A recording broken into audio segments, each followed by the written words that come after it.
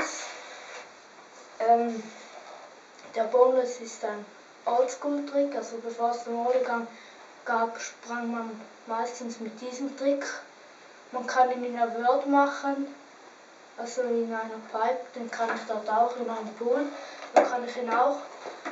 Man kann ihn Flat Ground machen, man kann ihn 180 machen, man kann ihn Fingerflip machen. Dann zeige ich euch jetzt mal die Fußposition.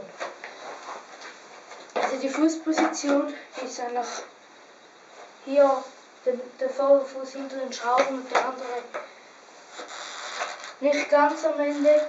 Also bei diesem Trick muss man nicht so viel Pop haben.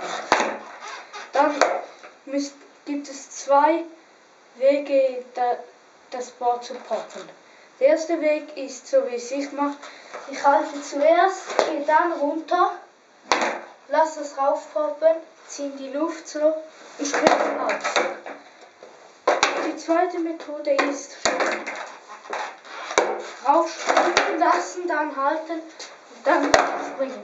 Den kann ich nicht. Ich mache es zuerst halten, das ist einfach. Was man machen kann ist zum Beispiel, dass man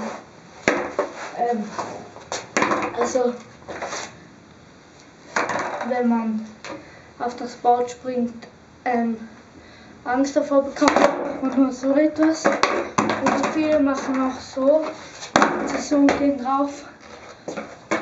Also es kann auch nicht passieren, wenn man den Boneless falsch macht.